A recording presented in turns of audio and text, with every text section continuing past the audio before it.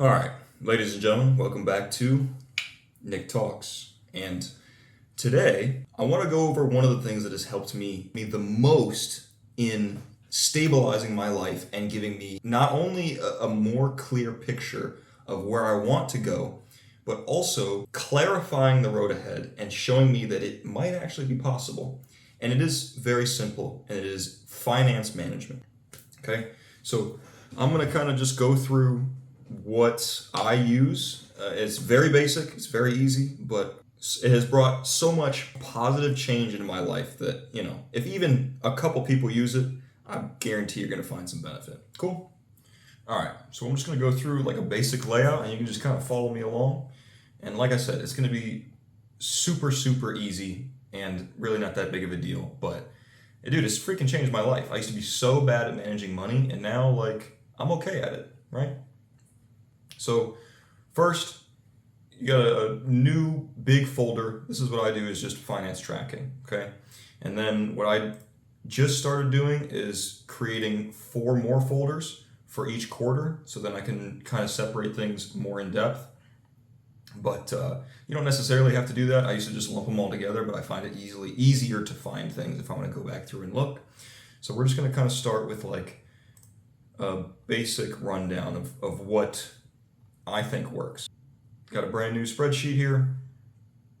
Got it. Okay. Title that bad boy, Finance Tracking, July 2023. Cool. All right, and then I just go in here and I do income, and then I do expenses. Sorry, I just had a cup of coffee, so I'm freaking jittering over here. And then I do category, which is like just what the definition is. And so we'll start here, make this a nice green, make this a nice red for in and out. Maybe a little too dark. Maybe still a little too dark. That's better. And the category can just be blue, because who cares? Cool. All right. And so bold and underline these.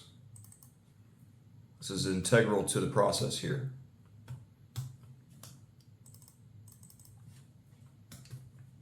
Cool. All right, so that's the basic beginning here.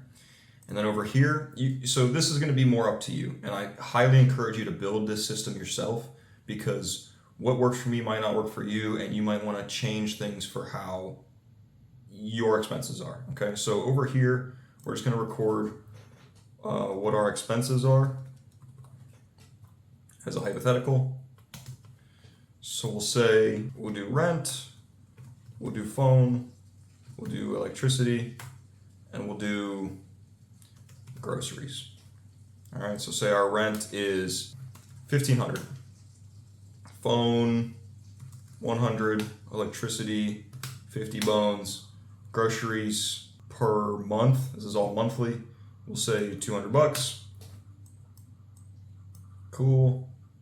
Slap that bad boy on there. Also slap it over here. Boom. All right. And then this, you can kind of get a breakdown of what everything is. $1,850 a month. That's what your expenses are. Okay, so you don't want to be anything less than that. Now let's say total income is, let's say we make $4,000 a month. All right, start there. Okay, so quick math here. 46, we'll round up to 40, we'll round up to 50%. Because I think it's nice to have a little bit of a bump in, your total expenses category, so you can have a little bit of room there, just in case something runs over. So here we'll do expenses. And these are the non-negotiables. These are the things that you have to spend money on no matter what. And then you label it 50%. So then from there, you can kind of go, what else do I want to spend money on? So let's say we want to do a savings, and we want to do and investing. And then I think this part is super key, personal. So the reason that I always include personal is because if you don't include a part of your budget as personal spending, which is like, you know, fast food or some clothes or a watch or some shoes or whatever you want, you're going to take it out of your other categories, and that's not what we want to do, right? So then let's kind of define these here. Let's just go personal. I like to keep kind of low. So we'll do, I like to say 5 to 10%. Let's go 10%. Perch. And then we got 40% left, so let's just split the diff. Dude, I'm gonna freaking lose my mind in a second. Just kidding. Cool. All right. And you can make these whatever pretty colors you like. I like the colors. It makes me feel like I'm doing something. Expenses, make that also a light red, maybe a little pink because it's going out. Savings, put the purple, why not? Investing, do one of these. And personal, we'll do a yellow, why not? Cool. So basic overview, here we go. That's it. So then as the month goes by, you get a paycheck. So you make $4,000 a month. So let's see, you make $1,000 a week. So we'll do 1,000. And I like to, write down what date it is so you can see when things come in. I don't usually do that with expenses, but it would probably help. The first. All right. And so then you can do this as paycheck or whatever. Income, paycheck, doesn't matter. Okay. So then what you do is you go through here and this times 0.5, 500. This times 0.2. This times 0.2. And this times 0.1. Okay, pretty basic. Now let's say we go out to eat. Also, I like to do this. Format, conditional format, less than or equal to 0. Get rid of this and make it red. Cool. And then I do the same thing for here, and I'll show you why in a minute. Done. Sweet. So let's say you get gas. You put 25 in the tank. Cool. 25. Mark it as gas. Obviously, that's an expense. Here you go. We didn't really factor it into our thing here, but that's why you always build a little bit more into expenses just in case, but you ideally should factor in for that. Just try and factor in for everything that you're gonna have to spend money on, and then build a little bit more on top of that just in case it runs over. You drive a little bit more, your electricity bill goes up, rent goes up, something happens, you spend more on groceries. It is what it is. At least you have room to pay for that. Okay, so it comes out of expenses. So you do this plus this, and boom. All right. And so the other thing that I like to do is I like to come down this side.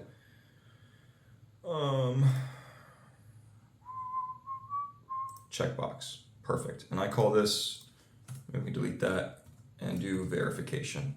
So this way, and actually we'll move this over 1. So we can do this here. All right. If you want, you can drop this down every time. I usually wait. And then you can do this equals just like that, exactly. And so then what you should do is you total up everything that's in your account and any cash that you have. And if it matches this number here, then perfect. Okay, and if it does, then you go boom. So now you know what is on this sheet matches exactly with what is in your bank account, what you actually have. Because what I was noticing is that if I didn't do this, sometimes I'd be doing all this math and stuff, and then I get to the bottom down here, and I would have either way more or way less than, the numbers wouldn't match up, which is not great. The purpose of tracking is to track, not to just estimate.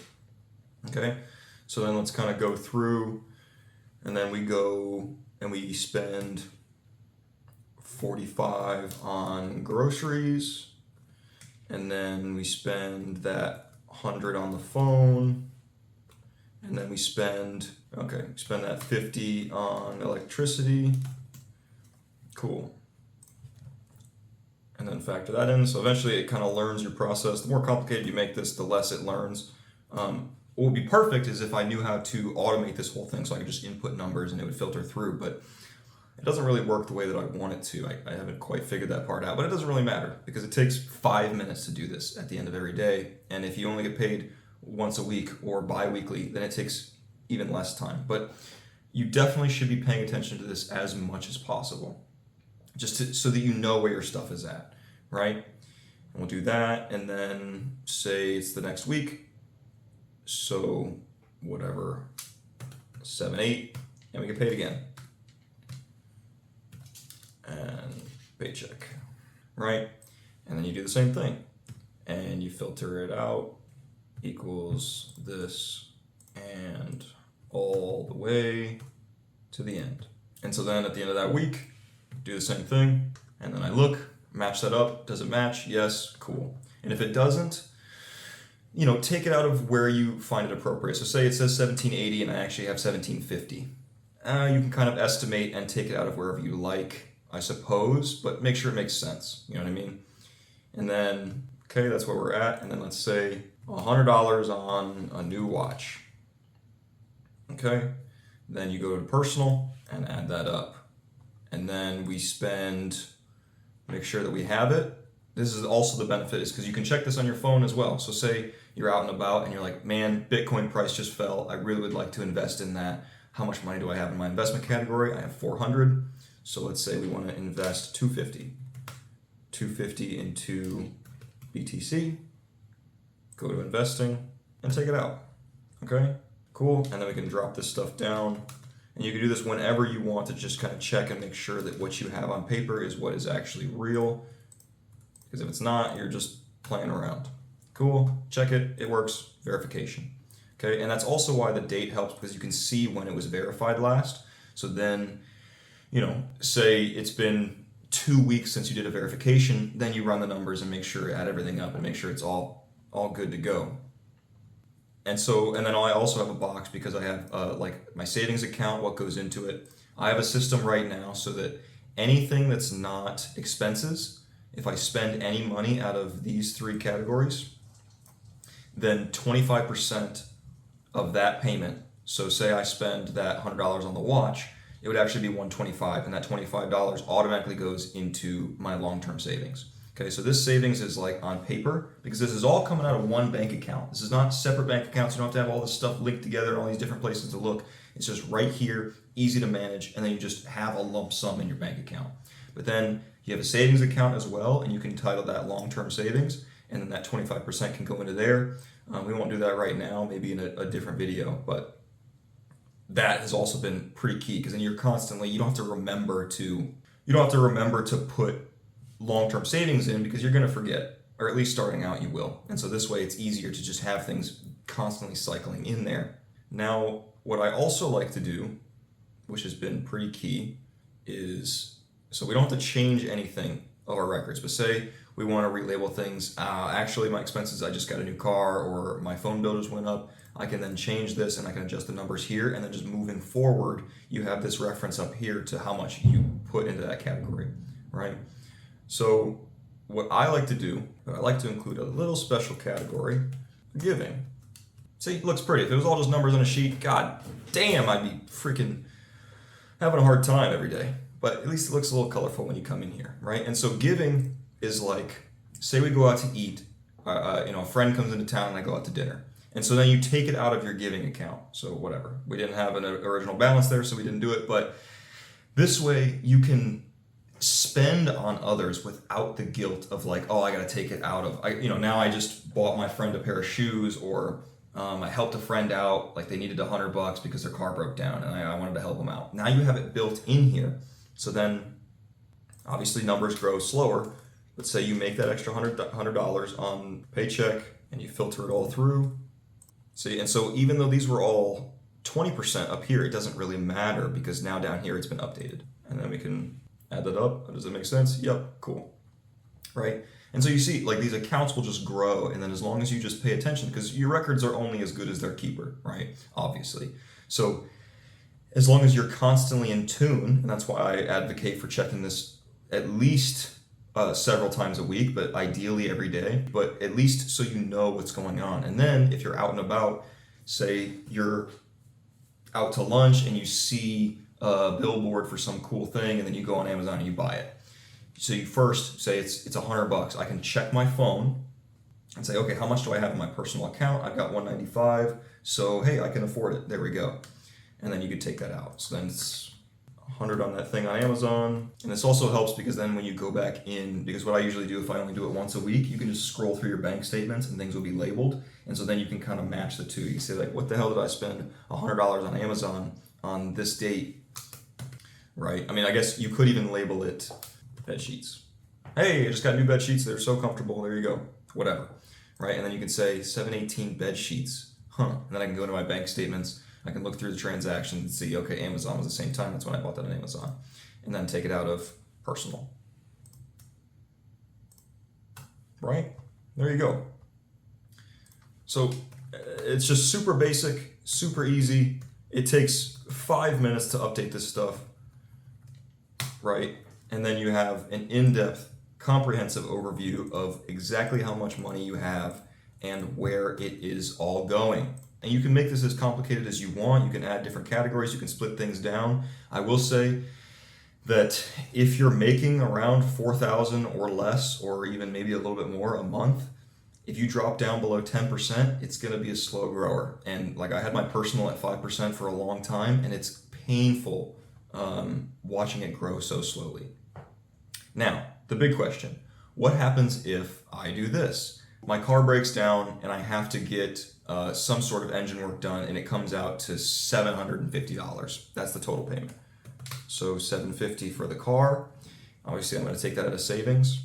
What happens when it goes negative? What do? Nothing. You just let it be negative, right? And you let it build back up, because the way that the system is designed is that you're just basing off your total here. So yes, you have less money in all the categories technically, but if you still are making more than you're spending, it'll come back eventually, and it's going to be okay. It's going to be fine, but at least you have it tracked. So if you spend too much out of your personal $96.75 and you spend $100, you see that you're negative. And then you're also, because it's bright red on your screen, you're incentivized to not spend anymore because you're already in the red. And so you wait for that to build back up, and then you spend again, right? And so this is so easy, so simple, and yet it has freaking changed the way that I live my life, right? It's changed the way that I spend money because it's no longer leaking out, you know. Before, you spend $5 at the gas station on a energy drink, and then, you know, you go and you hit Wendy's, and then, right, you go and you get some Slim Jims, and then you go get a pack of cards that you saw that was kind of cool at CVS, whatever, right? These things just add up over time, and you don't see it. But this way, if you track everything, then there you go. Now, what do you do if you have, you know, you go to the grocery store to buy groceries, but then you also see a new coffee machine? That's not really an expense, okay? So then you would just look at your receipt and you total up everything, or you could just take the total and subtract the amount for the coffee machine and then pay the coffee machine on your personal and pay the rest on your expenses. So you can split things up like that. And you can even do it where sometimes, say you have, you find $50 on the ground, 50 cash. Where do you put that? Do you filter it through? You absolutely can. Sometimes I like to take the liberty of just, you know what, it's $50 extra. I'm going to give it to me this month. Cool, because why not? And there you just made $50, right? You know, just as long as you're checking this pretty constantly, and as long as you're staying in touch with what's actually going on, stuff is going to move in the right direction. And then that way you can track what's going on. And so say, you know, you do this math and it turns out that you actually spend $2,000 a month instead of $1,850. Well, then you can bump this number up to, you know, 55 to 60%. And you have some more wiggle room, and you're actually paying for things. And this way you can see, okay, I'm consistently drawing my personal account negative, so I need to be more disciplined in my personal spending. Or I'm consistently giving too much to other people, and this is going negative. Then you know that you have to stop spending on so much on others, right? And just so it just gives you, like I said, a comprehensive overview of what's going on and where it's going, and it helps so much. It relieves so much headache because you know what's happening and what's actually going on, right? So that's pretty much all we got.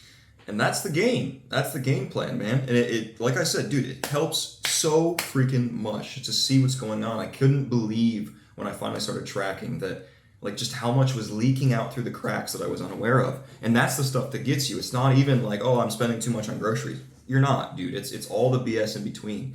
And it's going to take some time, especially if you have poor money habits now, like I did. It's going to take some time to normalize and get things to where you need them to be, and to actually like adopt the system fully. But it's just building a habit. It's building the habit around what you want and where you're going. And that alone has helped me. Like, now I can consistently invest in things because I have a category for it. And I know exactly how much of my money can go in there. Instead of being like, oh, I got $3,000 in my bank account, let me invest $1,000 in some stock that I just found out about. And then you do that, and then you find out, shit, I didn't actually have that money to spend because now I have $2,500 in expenses this month, and now I'm negative in my account. You can avoid that totally because you can look and say, oh, I only have $500 in my saving, or I only have $500 in my investing, so that's all I can allocate to this kind of purchase.